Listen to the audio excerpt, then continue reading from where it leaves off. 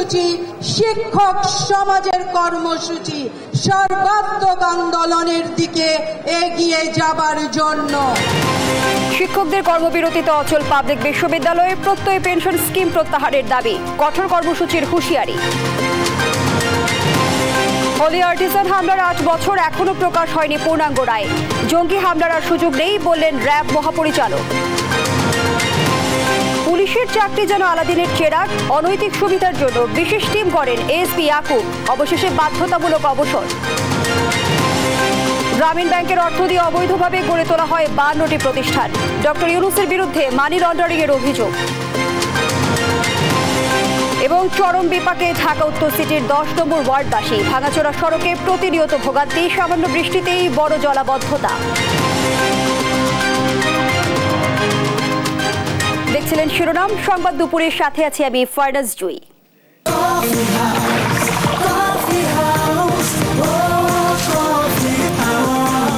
Coffee house, প্রতি চুমুকে আড্ডা জমে। এবারে বিস্তারিত। সর্বজনীন পেনশনের প্রত্যয় স্কিমের প্রজ্ঞাপন প্রত্যাহারের দাবিতে শিক্ষকদের কর্মবিরতিতে অচল সব পাবলিক বিশ্ববিদ্যালয়। প্রতিষ্ঠাবার্ষিকী উদযাপনের মধ্যেই ক্লাস পরীক্ষা বর্জন করে আন্দোলনে সামিল ঢাকা বিশ্ববিদ্যালয়ের শিক্ষকরাও।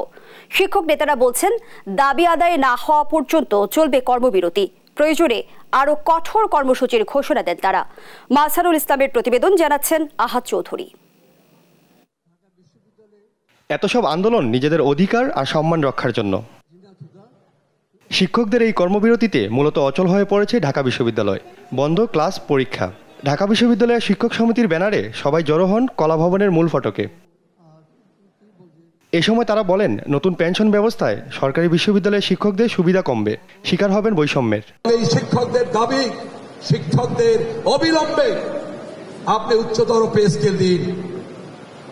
আমার দাবি, আমাদের শিক্ষকদের দাবি, অবিলম্বে পে স্কেল দেওয়া হোক, উচ্চতর মর্যাদা দেওয়া হোক, পৃথক পে কমিশন করে যে ওয়াদা আপনি করেছেন, যে প্রতিশ্রুতি দিয়েছেন সেটি করা হোক। আমাদের যে পেনশন ব্যবস্থা আছে, যে নিরাপত্তা আছে, সেটি বহাল রাখা হোক। অভিযোগ ওঠে, সরকারের আমলাদের একটি শ্রেণী দেশের উচ্চশিক্ষা ব্যবস্থাকে ধ্বংস করতেই এই সিদ্ধান্ত নিয়েছে। এই স্বাধীন বাংলাদেশে 52 বছর পর শিক্ষকদের মর্যাদাকে এমন পর্যায়ে নিয়ে আসা হয়েছে যে জাতির মেরুদণ্ড কারিগর হিসাবে যাদেরকে বলা হচ্ছে, সেই শিক্ষকরা নিজেদেরকে আর শিক্ষক হিসাবে পরিচয় দিতে স্বাচ্ছন্দ্য বোধ করছেন না। এদিকে ঢাকা বিশ্ববিদ্যালয়ের 103তম প্রতিষ্ঠাবার্ষিকীর অনুষ্ঠানে অংশ নেয়নি বিশ্ববিদ্যালয়ের শিক্ষক সমিতি। প্রতিষ্ঠাবার্ষিকীর অনুষ্ঠানে প্রধান অতিথি হিসেবে উপস্থিত ছিলেন স্পিকার ডক্টর শিরিন শারমিন চৌধুরী, বিশ্ববিদ্যালয়ের উপাচার্য ডক্টর মাকসুদ কামাল। আহাদ চৌধুরী, দেশ টিভি, ঢাকা। প্রত্যয় পেনশন স্কিম বাতিলের দাবিতে অনির্দিষ্টকালের কর্মবিরতি শুরু করেছে অন্যান্য পাবলিক বিশ্ববিদ্যালয়ের শিক্ষকরাও। এতে কোনো বিশ্ববিদ্যালয়ে হয়নি ক্লাস পরীক্ষা, এতে বিপাকে পড়েন শিক্ষার্থীরা।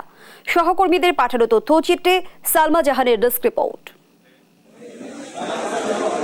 অর্থ মন্ত্রণালয়ের জারি করা পেনশন সংক্রান্ত প্রত্যয় স্কিম প্রজ্ঞাপন প্রত্যাহারের দাবিতে সকাল থেকে দেশের পাবলিক বিশ্ববিদ্যালয়গুলোতে চলছে পূর্ণ দিবস কর্মবিরতি। বরিশাল বিশ্ববিদ্যালয়ে পরীক্ষা, ক্লাস সহ সব ধরনের একাডেমিক কার্যক্রম বন্ধ রেখে অবস্থান কর্মসূচি পালন করছেন শিক্ষক, কর্মকর্তা ও কর্মচারীরা। সকাল 9টা থেকে দুপুর 1টা পর্যন্ত আমাদের কর্মবিরতি, এবং এই কর্মবিরতিটি আগামী বৃহস্পতিবার পর্যন্ত চলমান থাকবে। প্রতিদিন সকাল 9টা থেকে দুপুর 1টা, এবং এর মধ্যেও যদি আমরা আমাদের দাবি আদায়ের ব্যাপারে কোনো পদক্ষেপ লক্ষ্য না করে থাকি, আগামী রবিবার থেকে আমরা লাগাতার কর্মবিরতিতে যাচ্ছি। চট্টগ্রামের চিত্রও একই। কর্মবিরতির কারণে ক্লাস পরীক্ষা বন্ধ থাকায় সেশন জটের শঙ্কায় রয়েছে শিক্ষার্থীরা। আমরা প্রথমে অনেকদিন আগে আমরা মানববন্ধন দিয়েছিলাম, এরপর আমরা 1 ঘন্টার কর্মবিরতি, তারপরে 2 ঘন্টার কর্মবিরতি, তারপরে অর্ধ দিবস কর্মবিরতি।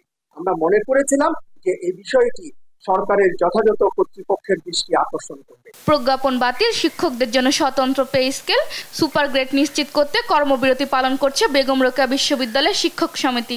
এটা প্রত্যাহার যদি না করা হয় তাহলে ভালো শিক্ষার্থীরা শিক্ষক হবে না, আর ভালো শিক্ষার্থীরা শিক্ষক না হলে এই বিশ্ববিদ্যালয় না শুধু সারা দেশের শিক্ষা ব্যবস্থা ধ্বংস হবে। কুমিল্লা বিশ্ববিদ্যালয়েও অনির্দিষ্টকালের জন্য সকল ধরনের কার্যক্রম বন্ধ থাকবে বলে জানায় বিশ্ববিদ্যালয় শিক্ষক সমিতি। একাত্মতা জানায় 3য় ও 4র্থ শ্রেণী কর্মকর্তা কর্মচারীরাও। তো যারা আছে তাদের সাথে আলোচনা ছাড়াই তাদের উপরে তাদের যে প্রতিষ্ঠিত যে আপনার যে অবসরকালীন যে সুবিধা ভাতা বা যেটাকে আমরা বলতে পারি যে ওয়েলবিং, সেই ফ্যাসিলিটিটা একেবারে আমলাতান্ত্রিক সিদ্ধান্তের মাধ্যমে পরিবর্তন করে দেওয়া হয়েছে। একই দাবিতে খুলনার সবকটি বিশ্ববিদ্যালয়ে চলছে কর্মবিরতি। প্রত্যয় স্কিমে একটা শুভঙ্করের ফাঁকি রয়েছে, যার কারণে এবং একটা চরম বৈষম্যমূলক একটা আচরণ করা হয়েছে বিশ্ববিদ্যালয়ের শিক্ষকদের সাথে। তো স্কিম চালু করেছে, সেটার সাথে বর্তমানে প্রচলিত পেনশন নীতিমালার বিস্তর ফারাক রয়েছে। সেই বৈষম্যটা প্রত্যাহার করা হোক। শীঘ্রই দাবি আদায় না হলে সামনে বড় কর্মসূচি দেওয়ার হুঁশিয়ারি দেন শিক্ষকরা। নিউজ ডেস্ক, দেশ টিভি। দর্শক, শিক্ষকদের অনির্দিষ্টকালের কর্মবিরতিতে অচল সব পাবলিক বিশ্ববিদ্যালয়ে এড়িয়ে জানাতে সরাসরি যুক্ত হচ্ছেন ঢাকা বিশ্ববিদ্যালয় থেকে মাজহারুল ইসলাম, চট্টগ্রাম থেকে একেএম নাজিব এবং খুলনা থেকে নুর ইসলাম রকি। শুরুতে ঢাকা বিশ্ববিদ্যালয় থেকে যুক্ত হচ্ছেন মাজহার। শিক্ষকদের কর্মবিরতিতে ঢাকা বিশ্ববিদ্যালয়ের বর্তমান পরিস্থিতি কি, বিস্তারিত জানাবেন।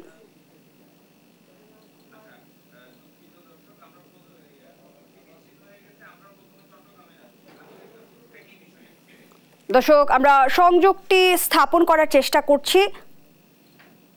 দুঃখিত দর্শক, সংযোগটি স্থাপন করা যাচ্ছে না। আমরা চলে যাচ্ছি চট্টগ্রামে, সেখান থেকে যুক্ত হচ্ছেন আরেক সহকর্মী নাজিম। নাজিম, জানতে চাই শিক্ষকদের কর্মবিরতির কি প্রভাব পড়েছে চট্টগ্রামে? শিক্ষকদের যে কর্মবিরতি চলছে সেটি আসলে গতকালকে থেকে মূলত শুরু হয়েছে, কারণ গতকালকে বিশ্ববিদ্যালয়ের শিক্ষক কর্মকর্তা কর্মচারীরা একটি বৈঠক করে তাদের যে কর্মবিরতি দেওয়ার কথা সেটা তারা ঘোষণা দিয়েছিলেন। কারণ তারা বলছেন অর্থ মন্ত্রণালয় থেকে জারি করেছে যে পেনশন স্কিম, সেই পেনশন স্কিম আসলে তাদের প্রত্যাশা পূরণ হয়নি, কারণ তারা এই আত্মঘাতী সিদ্ধান্ত থেকে সরে আসার জন্য মূলত তারা কর্মবিরতি করছেন। আর শিক্ষকদের এই কর্মবিরতির কারণে আসলে শিক্ষার্থীদের শিক্ষা কার্যক্রম ব্যাহত হচ্ছে, কারণ শিক্ষার্থীরা বলছেন তাদের কর্মবিরতির কারণে তাদের শিক্ষা কার্যক্রম ব্যাহত হবে।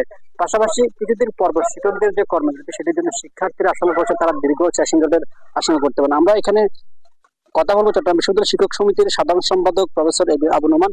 আপনারা তো আন্দোলন করছেন যে পেনশন স্কিমের বিষয়ে, পাশাপাশি এক্ষেত্রে আপনাদের আন্দোলন করার শিক্ষার্থীদের ক্ষতি হচ্ছে না? আমরা এটা অনেকবারই বলেছি আপনার, যে আপনি দেখুন যে করোনাকালীন সময়ে আমাদের প্রায় 2 বছরের মতো শিক্ষা কার্যক্রম স্থগিত ছিল। আমরা শিক্ষকরাই যে অতিরিক্ত ক্লাস নিয়ে, অনলাইনে ক্লাস নিয়ে, বন্ধের সময় ক্লাস এবং পরীক্ষা নিয়ে শিক্ষার্থীদের সে ক্ষতি পুষিয়ে দিয়েছি। এবং আমরা কিন্তু আমাদের এই আন্দোলন আজকে থেকে চালু করিনি। আমরা প্রথমে মানববন্ধন করেছি, 1 ঘন্টার কর্মবিরতি, 2 ঘন্টার কর্মবিরতি, তারপরে আমরা অর্ধ দিবস কর্মবিরতি দেখেছি, তারপরে সর্বাত্মক কর্মবিরতি।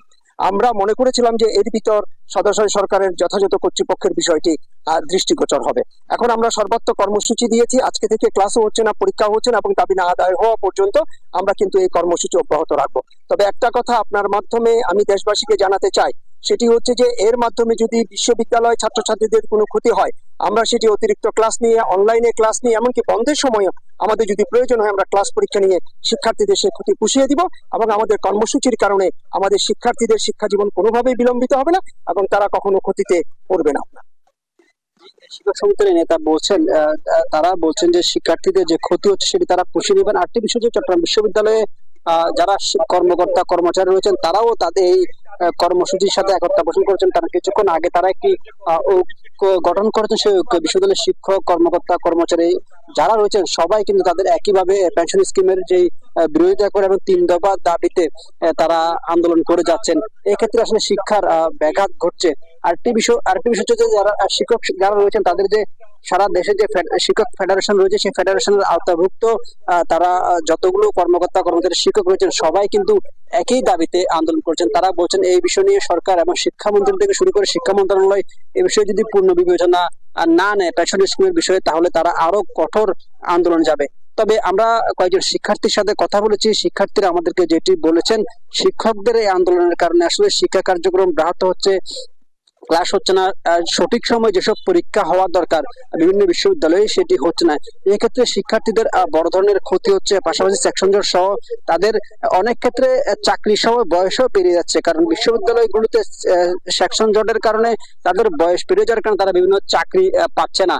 তো শিক্ষার্থীদের পক্ষ থেকে বলা হচ্ছে যত দ্রুত সম্ভব শিক্ষকদের এই যে কর্মবিরতি এটি যেন প্রত্যাহার করে নেওয়া হয়, কারণ প্রত্যাহার করে নেওয়া না হলে সবচেয়ে বেশি ক্ষতি হবে বিশ্ববিদ্যালয়ের বিভিন্ন শিক্ষার্থীদের, কারণ তাদের সেই ক্ষতি কখনো পুষিয়ে নেবার মতো নয়। তবে শিক্ষকরা যেটি বলছেন, তারা তাদের শিক্ষার্থীদের যে ক্ষতি হচ্ছে সেই ক্ষতিটি তারা ক্ষতিটা তারা বিভিন্ন মাধ্যমে পুষিয়ে দিবেন এবং অনলাইনে ক্লাস করে বা বন্ধের দিনে ক্লাস করে তারা তাদের এই ক্ষতি পুষিয়ে নেবেন বলে শিক্ষার্থীরা আমাদেরকে বলছেন। জুই, এই ছিল চট্টগ্রাম বিশ্ববিদ্যালয় থেকে আমার কাছে থাকা সর্বশেষ। নাজিম, ধন্যবাদ জানাচ্ছি আপনাকে। দর্শক, শিক্ষকদের কর্মবিরতির খবরাখবর নিয়ে এ পর্যায়ে খুলনা থেকে যুক্ত হচ্ছেন আরেক সহকর্মী রকি। জানতে চাই, আন্দোলনরত শিক্ষকরা কি বলছেন, কি পরিস্থিতি দেখছেন খুলনায়?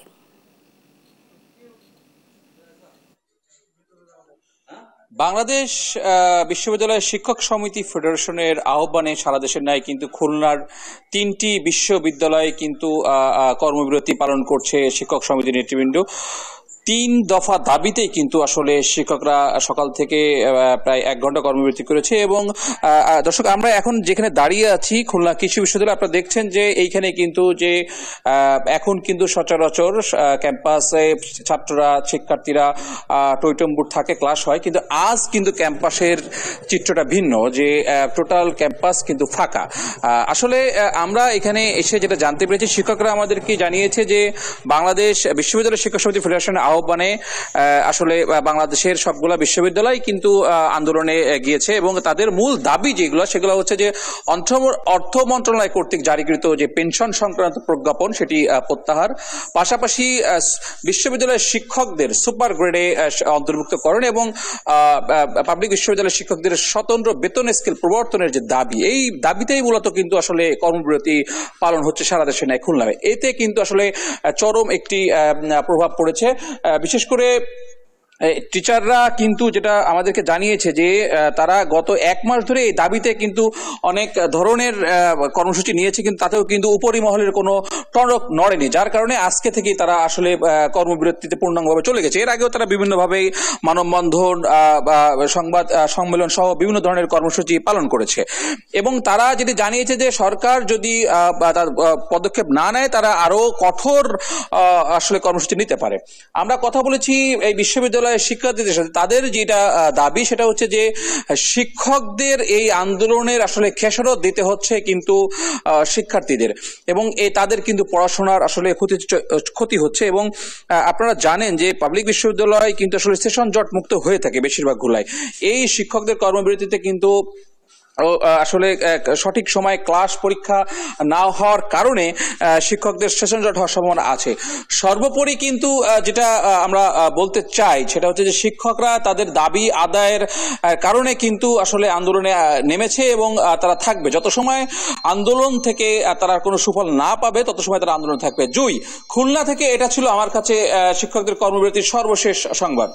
ধন্যবাদ জানাচ্ছি আপনাকে। দর্শক, চট্টগ্রাম এবং খুলনা থেকে শিক্ষকদের কর্মবিরতির খবরাখবর নিয়ে যুক্ত ছিলেন আমাদের সহকর্মীরা।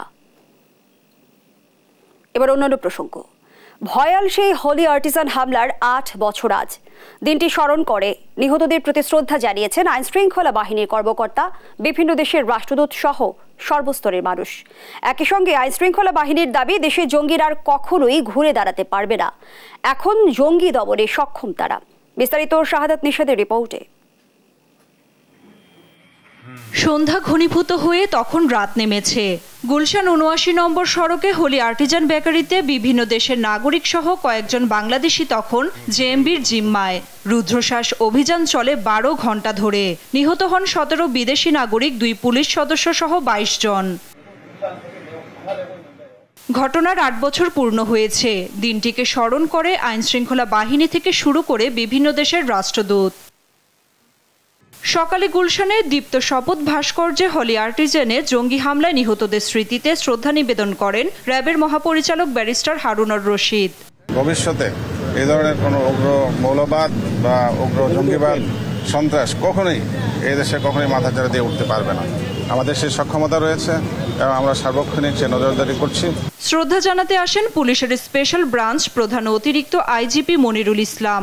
এ সময় তিনি সাংবাদিকদের বলেন, জঙ্গিরা অনলাইনে বিচ্ছিন্নভাবে সংঘবদ্ধ হওয়ার চেষ্টা করেও পুলিশের তৎপরতায় নিয়ন্ত্রণে রয়েছে। ব্যক্তির দায় আসলে সংগঠনের না, সেটিকে আমরা আপহোল্ড করি, এন্ডোর্স করি। শ্রদ্ধা জানান ডিএমপি কমিশনার হাবিবুর রহমানও। এ সময় তিনি বলেন, জঙ্গিরা সংগঠিত হওয়ার চেষ্টায় থাকলেও তাদের নিয়ন্ত্রণে পুলিশ সক্ষম। জঙ্গি আক্রমণ হওয়ার আগে আমাদের কাছে তথ্য ছিল এবং আমরা ইন্টেলিজেন্স লেড পুলিশিং করে সেটি জানতে পেরেছি এবং তাদেরকে ঠিক সেইভাবে অ্যাটাক করতে পেরেছি এবং আমরা অনেক ক্ষেত্রেই সেটি নির্মূল করতে সক্ষম হয়েছি। শ্রদ্ধা জানান ইতালি, জাপান সহ বেশ কয়েকটি দেশের কূটনীতিক। নাফিয়া ফারজানা, দেশ টিভি, ঢাকা। পুলিশের চাকরি যেন সম্পদের খনি। সাবেক আইজিপি বেনজির, ডিআইজি শিমুল কাণ্ডের পর এক সহকারী পুলিশ সুপারকে দুর্নীতির দায়ে বাধ্যতামূলক অবসরে পাঠালো সরকার। স্বরাষ্ট্র মন্ত্রণালয়ের প্রজ্ঞাপনে বলা হয়, দুর্নীতি এবং ক্ষমতার অপব্যবহার প্রমাণ হয় তাকে বাধ্যতামূলক অবসরে পাঠানো হয়েছে। মাঝহারুল ইসলামের প্রতিবেদন। পুলিশের চাকরি মানেই যেন আলাদিনের চেরাগ। বেশ কিছুদিন ধরে আলোচনা সমালোচনা রয়েছেন পুলিশের সাবেক ও বর্তমান একাধিক কর্মকর্তা। তাদের অবস্থান দুর্নীতির বিরুদ্ধে থাকলেও ভেতরে ভেতরে তারাই গড়েছেন সম্পদের পাহাড়। দুর্নীতি ও অসৎ আচরণের দায়ে সহকারী পুলিশ সুপার ইয়াকুব হোসেনকে বাধ্যতামূলক অবসরে পাঠিয়েছে সরকার। তিনি সহকারী পুলিশ সুপার পদে সারদা পুলিশ একাডেমিতে কর্মরত ছিলেন। রোববার স্বরাষ্ট্র মন্ত্রণালয়ের জননিরাপত্তা বিভাগের প্রজ্ঞাপনে বলা হয়, ইয়াকুব হোসেনের বিরুদ্ধে অসৎ আচরণ ও দুর্নীতির অভিযোগ প্রমাণিত হওয়ায় রাষ্ট্রপতি তাকে বাধ্যতামূলক অবসর প্রদানের বিষয়ে সম্মতি দিয়েছেন। ইয়াকুব হোসেন আগে কুষ্টিয়া জেলার মিরপুর সার্কেলে কর্মরত ছিলেন। প্রজ্ঞাপনে আরও বলা হয়, ইয়াকুব হোসেন কুষ্টিয়া জেলার মিরপুর সার্কেলে কর্মরত থাকা অবস্থায় আর্থিকভাবে লাভবান হওয়ার অসৎ উদ্দেশ্যে একটি টিম গঠন করেন, যার সদস্য ছিলেন এসআই জীবন বিশ্বাস, কনস্টেবল আলামিন, কনস্টেবল মোহাম্মদ আব্দুস সবুর, গাড়ি চালক সামিউল ও কনস্টেবল অনিক। তার বিরুদ্ধে দুর্নীতি ও ক্ষমতার অপব্যবহার তদন্তে কমিটি গঠন করা হয়। তদন্তে তার অপরাধ প্রমাণিত হয় তাকে বাধ্যতামূলক অবসরের আদেশ কার্যকর করা হয়। টিআইবি বলছে, সরকারি কর্মকর্তাদের দুর্নীতি, বিশেষ করে একটি বাহিনীর সদস্যদের দুর্নীতি চরম পর্যায়ে পৌঁছেছে। সরকারের উচিত সব দুর্নীতিবাজ কর্মকর্তাদের বিরুদ্ধে শাস্তিমূলক ব্যবস্থা নেওয়া। তিনি নিয়ন্ত্রক, অপরাধ নিয়ন্ত্রক হিসাবে, দুর্নীতি নিয়ন্ত্রক হিসাবে, ক্ষমতার অপব্যবহারের নিয়ন্ত্রক হিসাবে যে দায়িত্ব, সেটাকে তিনি আসলে পুরোপুরি নিজের স্বার্থে অপব্যবহার করে তিনি সম্পদের মালিকানা অর্জন করেছেন। তিনি এককভাবে করেন নাই, তিনি অনেকে যোগসাদৃশ্য করেছেন, অনেকে সংযুক্ত করেছেন, অনেকে রীতিমতো তাদের পেশাগত এর অবস্থানকে অপব্যবহার করে, এক ধরনের জোর করে, কোনো কোনো ক্ষেত্রে সহযোগী হিসেবে ব্যবহার করেছেন। সরকারি কর্মকর্তাদের মধ্যে দুর্নীতির প্রবণতা আইনের শাসনের অন্তরায় বলে মনে করেন অনেক বিশ্লেষক। মাঝহারুল ইসলাম, দেশ টিভি, ঢাকা। সচিবালয়ে ব্রিফ করছেন তথ্য প্রতিমন্ত্রী, সরাসরি চলে যাচ্ছে সেখানে। তো গঙ্গার পানি চুক্তি করেছেন 30 বছরের জন্য, তো শেখ হাসিনা আজকে নত যেন পররাষ্ট্রনীতি দেখাচ্ছেন। তারপরে দেখেন, ইভেন তিস্তার কথাও যদি বলি, তিস্তা আমরা এখন পর্যন্ত চুক্তিটা হয়নি, কিন্তু এই তিস্তার কথা নিয়ে এত আলোচনা কেন? কারণ শেখ হাসিনা তিস্তার জন্য ভারতকে বলেছে আমরা নেগোশিয়েট করছি, আমরা তুলেছি। বিএনপি আমলে আপনাদের কি মনে পড়ে একবারও তারা তিস্তার কথা কোনো ফোরামে তুলেছিল? ওরা তো কথাই তুলে নেই, তিস্তা নিয়ে তো কোনো বার্গেনিংই যায়নি। আজকে আমরা তো তুলেছি, আমাদের 10টা অ্যাচিভমেন্ট আছে, 2টো হয়তো এখনো আমরা অ্যাচিভ করতে পারিনি, কিন্তু এটা যদি হয় শেখ হাসিনা হাত ধরে হবে। বিএনপি ক্ষমতায় যখন ছিল কখনো এই কথা তোলে নেই, আগামী দিনও তুলবে না।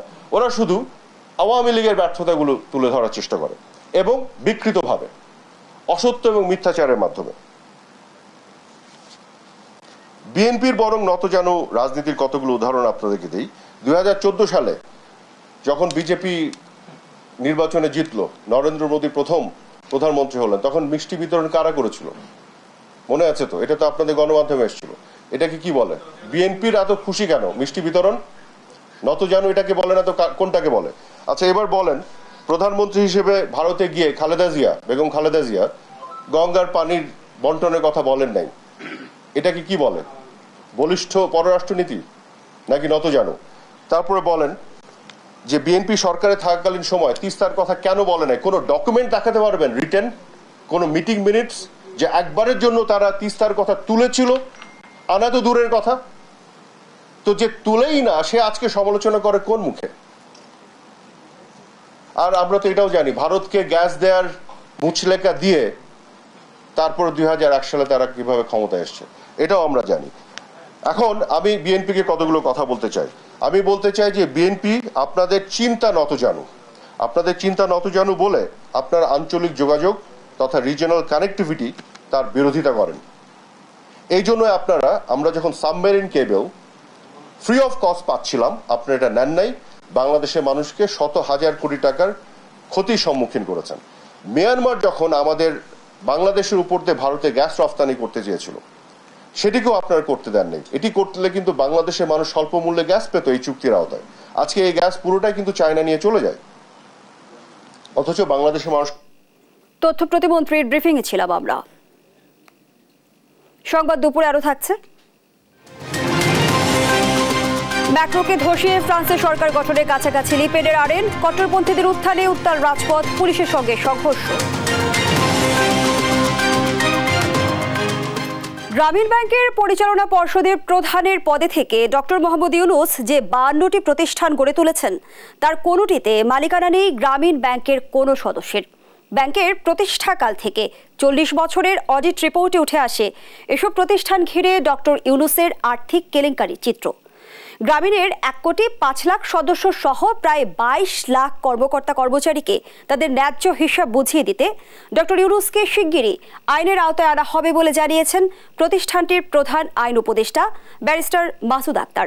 বিস্তারিত শামীমা আক্তারের রিপোর্টে। জামানত ছাড়া কিভাবে দরিদ্র গ্রামীণ জনগোষ্ঠীকে ঋণ দেয়া যায় তা নিয়ে চট্টগ্রাম বিশ্ববিদ্যালয়ের একটি গবেষণার নেতৃত্ব দেন ডক্টর মোহাম্মদ ইউনূস। তখন চট্টগ্রাম বিশ্ববিদ্যালয়ের অর্থনীতি বিভাগের সহযোগী অধ্যাপক ছিলেন। এই গবেষণা প্রতিবেদন 1978 সালে কৃষি মন্ত্রণালয়ে জমা দেওয়া হয়। মন্ত্রণালয় সন্তুষ্ট হয়ে প্রকল্পের জন্য বাংলাদেশ ব্যাংককে প্রেরণ করেন। বাংলাদেশ ব্যাংক দারিদ্র্য বিমোচনের লক্ষ্যে কৃষি মন্ত্রণালয়ের পরামর্শে তাদের স্পেশাল এগ্রিকালচার ক্রেডিট প্রোগ্রাম থেকে 100 কোটি টাকা ঋণ দেয়। এই প্রকল্পের নাম দেয়া হয় গ্রামীণ ব্যাংক।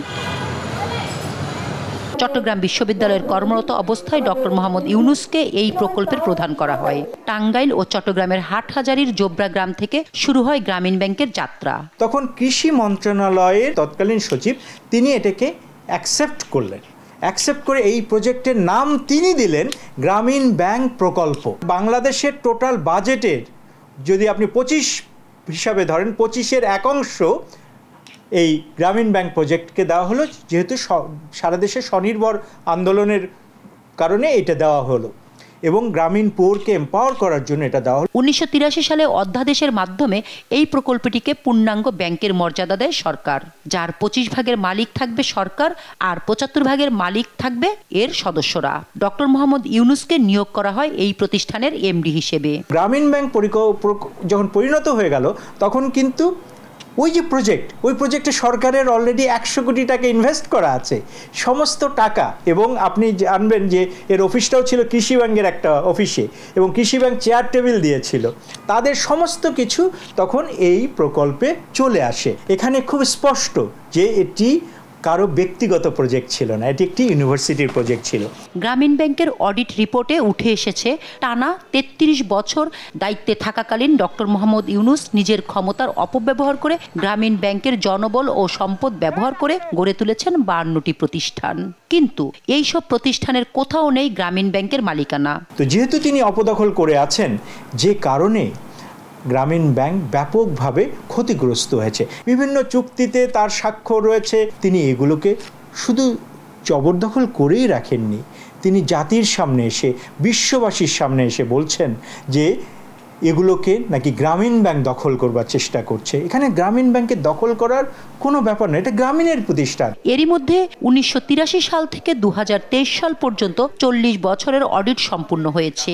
এই অডিট রিপোর্টে ডক্টর মোহাম্মদ ইউনূসের আর্থিক কেলেঙ্কারির স্পষ্ট প্রমাণ রয়েছে, যা নিয়ে তদন্ত করছে বাংলাদেশ ফাইন্যান্সিয়াল ইন্টেলিজেন্স ইউনিট ও দুর্নীতি দমন কমিশন। অডিটের মাধ্যমে গ্রামীণ ব্যাংকের পরিচালনা পর্ষদের সামনে অনেক অনিয়মের, অনেক অন্যায়ের, অনেক দুর্নীতির, অনেক আইন লঙ্ঘনের চিত্র আমাদের সামনে উঠে এসেছে, তথ্য উপাত্ত এবং দালিলিক প্রমাণ সহ। যে অপরাধগুলো আছে, আমাদের আইনগত বাধ্যবাধকতা রয়েছে, আমাদেরকে এগুলো যথাযথ কর্তৃপক্ষকে জানাতে হবে। এক্ষেত্রে দুদক, ফাইন্যান্সিয়াল যে ইনভেস্টিগেশন ইউনিট আছে বাংলাদেশ ব্যাংকের, সেখানে আমাদেরকে জানাতে হবে। গ্রামীণ ব্যাংকের এই আইন কর্মকর্তা আরও জানান, ডক্টর মোহাম্মদ ইউনূস গ্রামীণ ব্যাংকের নামে আসা অনুদানের অর্থ যেভাবে এক প্রতিষ্ঠান থেকে আরেক প্রতিষ্ঠানে স্থানান্তর করেছেন, এটি সম্পূর্ণভাবে মানি লন্ডারিং এর আওতাভুক্ত। কিভাবে গ্রামীণ ব্যাংক থেকে অর্থ বিভিন্ন প্রতিষ্ঠানে চলে গেছে। শামীমা আক্তার, দেশ টিভি, ঢাকা। সরকারি চাকরিতে বৈষম্যমূলক কোটা ব্যবস্থা পুনর্বহালে হাইকোর্টের রায় বাতিল এবং সরকারি চাকরি সহ সব ক্ষেত্রে মেধা মূল্যায়নের দাবিতে বিক্ষোভ ও মানববন্ধন করেছে জগন্নাথ বিশ্ববিদ্যালয়ের শিক্ষার্থীরা। সোমবার সকালে ক্যাম্পাসে সাধারণ শিক্ষার্থীদের ব্যানারে বিক্ষোভ মিছিল ও মানববন্ধন করে তারা। এ সময় 4টি দাবি উপস্থাপন করেন তারা। দাবিগুলো হলো 2018 সালে ঘোষিত সরকারি চাকরিতে কোটা পদ্ধতি বাতিল ও মেধাভিত্তিক নিয়োগের পরিপত্র বহাল রাখা, 18 পরিপত্র বহাল সাপেক্ষে কমিশন গঠন করে দ্রুত সময়ের মধ্যে সরকারি চাকরিতে অযৌক্তিক ও বৈষম্যমূলক কোটা বাদ দেয়া এবং কোটাকে ন্যূনতম পর্যায়ে নিয়ে আসতে হবে। সেক্ষেত্রে সংবিধান অনুযায়ী অনগ্রসর জনগোষ্ঠীর কথা বিবেচনা করা যেতে পারে। দুর্নীতিমুক্ত, নিরপেক্ষ ও মেধাভিত্তিক আমলাতন্ত্র নিশ্চিতের দাবিও জানান শিক্ষার্থীরা।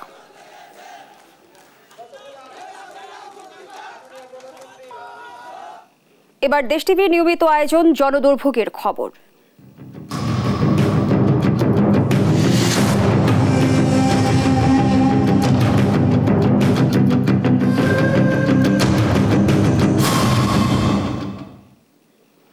ঢাকা উত্তর সিটির 10 নম্বর ওয়ার্ডের বিভিন্ন এলাকায় ভাঙাচোরা সড়কে চলাচলে প্রতিনিয়ত ভোগান্তি পোহাতে হচ্ছে বাসিন্দাদের। কোথাও কোথাও সামান্য বৃষ্টিতেই জমে যায় পানি, আবার কোথাও ড্রেন উপচে রাস্তা দিয়ে বয়ে যাচ্ছে পানি। মিরপুরের টোলারবাগ ও সরকারি প্রথম কলোনি ঘুরে ইফতেখার রেজার রিপোর্ট। ঢাকা উত্তর সিটি কর্পোরেশনের 10 নম্বর ওয়ার্ডের মিরপুরের টোলারবাগ এলাকায় 20 মিনিটের বৃষ্টিতেই সড়কে জমে পানি, থাকে 1.5 থেকে 2 ঘন্টারও বেশি।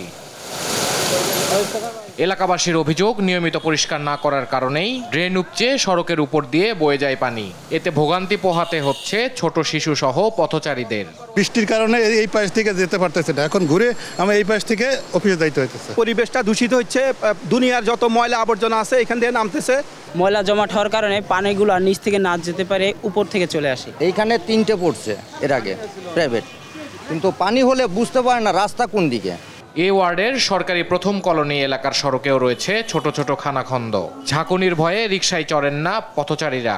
তো আমার যেমন ব্যাক পেনে এখান থেকে রিকশায় আমি কখনো ওঠার সাহসই করি না, হেঁটে যাই যত কষ্টই হোক। কষ্ট তো হইবই, রাস্তা দেখেন রাস্তার কি অবস্থা, রাস্তা তো অনেক ভাঙ্গা, রাস্তা যদি ভাঙ্গা দেখে কষ্ট হইব না। যে কোনো একটা রিকশা আসলে সামনে যাইতে চান, আবার অনেক সময় বিদ্যুৎ না থাকলে পরে অনেক লোকজন আছে ওই উষ্টা খায় পড়ে যায়। 10 নম্বর ওয়ার্ডের বসুপাড়া মহল্লায় সড়কের উপর দিয়ে বয়ে যাচ্ছে ড্রেনের পানি। সামান্য বৃষ্টি হলেই ঘরে ঢোকে পানি। 1-1.5 ঘন্টা বৃষ্টি হইলেই এই দিক দিয়ে, ভিতর দিয়ে, গেট দিয়ে, সব দিক দিয়ে পানি আসে। ভালো পানি না, যেগুলো অনেক গন্ধ, ময়লা আবর্জনা সব বাইসে আছে। এখানে বিভিন্ন ধরনের গার্মেন্টস কর্মী, স্থানীয় লোকজন বসবাস করে। সামান্যতম বৃষ্টি হইলে এই এলাকা বুক পরিমাণ পানিতে ভিজে যায়। এ নিয়ে যোগাযোগ করা হলে জানা যায় ঢাকার বাইরে স্থানীয় কাউন্সিলর। বন্ধ তার মুঠোফোনটিও। আপনার ডায়ালকৃত নম্বরে এই মুহূর্তে সংযোগ প্রদান করা সম্ভব হচ্ছে না। ভোটের আগে নানা প্রতিশ্রুতি পেলেও তা কবে বাস্তবায়ন হবে এমন প্রশ্ন এলাকাবাসীর। ইফতেখার রেজা, দেশ টিভি, ঢাকা। সংবাদ দুপুরে আরো থাকছে। ইউরো চ্যাম্পিয়নশিপে নকআউটের রাতে মাঠে নামছে ফ্রান্স বেলজিয়াম। কোচ হিসেবে শিরোপা চান দেশাম। প্রথম ট্রফি সন্তানের ব্রুইনা লুকাকুরা। 1 মাসেও সংস্কার হয়নি ঘূর্ণিঝড় রিমালে ক্ষতিগ্রস্ত ভোলার 256 কিলোমিটার কাঁচা পাকা গ্রামীণ সড়ক। এতে চরম দুর্ভোগে পথচারী, এলাকাবাসী ও পরিবহন শ্রমিকরা। দীর্ঘদিন ধরে সড়কের এমন দুরবস্থা চললেও কারো কোনো মাথা ব্যথা নেই বলছেন এলাকাবাসী। তবে সংশ্লিষ্ট কর্তৃপক্ষ বলছে দ্রুতই সড়ক সংস্কার করা হবে। সহকর্মী ছোটন সাহার রিপোর্ট, জানাচ্ছেন সালমা জাহান। উপকূলীয় জেলা ভোলায় ঘূর্ণিঝড় রিমাল পুরোপুরি আঘাত না হানলেও ব্যাপক প্রভাব পড়েছে। ঘরবাড়ি, ফসলি জমি সহ অন্যান্য অবকাঠামোর ক্ষতি হয়। রক্ষা পায়নি 7 উপজেলার গ্রামীণ সড়ক। বড় বড় গর্ত এবং ইটবালু ভেসে গিয়ে জীর্ণতায় পরিণত হয়েছে সড়ক। এতে চলাচল করতে পারছে না বেশিরভাগ যানবাহন। বাধ্য হয়ে পায়ে হেঁটে যাতায়াত করতে হচ্ছে। সব মিলিয়ে চরম দুর্ভোগে এলাকাবাসী। খুব ভাঙচুর হয়ে গেছে, আমরা আইতাম যাইতাম পারি না, রিক্সা গাড়ি কোনো আইতে যাইতে পারে না, আমরা কোনো মালামাল লই আইতাম পারি না। আমরা খুব কষ্ট কালাসে আছি। যানবাহন তো চলেই না, এবং রাস্তায় স্কুলে বাচ্চা কাচ্চা যা আসার জন্য মনে করেন যে অনেকটা রিস্ক হয়ে যায়। একটা অসুস্থ রোগী ভোলা যায় তো কষ্ট হচ্ছে, ডাক্তারের দ্বারা যাইতারে না, গাড়ি আইতারে না, হাঁটায় নিতে হয়, অনেক কষ্ট হয়। বাচ্চারা স্কুলে যাইতে পারে না, কোন একটা গ্যাসের বোতল এবং 1 বস্তা চাউল আনুন না পথ নেই আমাকে। তবে দ্রুত সড়কগুলো মেরামত এবং পুনর্নির্মাণের কথা জানান এলজিইডির এ কর্মকর্তা। তথ্যগুলো আমরা আমাদের বিভিন্ন দপ্তরে, আমরা বিশেষ করে আমাদের এলজিইডি সদর দপ্তরে দেওয়া হয়েছে এবং এগুলো দিয়ে একটা প্রকল্প তৈরি করার কাজ চলতেছে। এটা আমরা আশা করি খুব দ্রুত সময়ের মধ্যে এটা প্রকল্প গ্রহণ করা হলে আমরা এই ক্ষতিগ্রস্ত রাস্তাগুলো মেরামত করার উদ্যোগ গ্রহণ করতে পারব। রিমালের জেলার 7 উপজেলায় 198 কিলোমিটার পাকা এবং 59 কিলোমিটার কাঁচা সড়ক ক্ষতিগ্রস্ত হয়েছে, যা টাকার অঙ্কে 107 কোটি। নিউজ ডেস্ক, দেশ টিভি। নড়াইল সদর উপজেলায় বজ্রপাতে 3 জনের মৃত্যু হয়েছে। রোববার মধ্যরাতে উপজেলার কলোরা ইউনিয়নের রামনগর চর এলাকায় এ ঘটনা ঘটে। এ সময় তাদের সাথে থাকা আরেকজন গুরুতর আহত হয়েছে। নিহতরা হলেন যশোরের মনিরামপুরের রতন মণ্ডল, খুলনার নিজগ্রাম এলাকার মিল্টন রায় ও সাতক্ষীরার তালা উপজেলার নন্দঢালি। প্রায় 25 দিন আগে বাড়ি থেকে শূকর চড়াতে বের হয়ে 3 দিন আগে নড়াইল সদর উপজেলার রামনগর চর বিলে এসেছিলেন তারা। সকালে স্থানীয়রা তাদের দেখতে পেয়ে গুরুতর আহত হয়ে পড়ে থাকা চিত্তমণ্ডলকে নড়াইল সদর হাসপাতালে পাঠায়।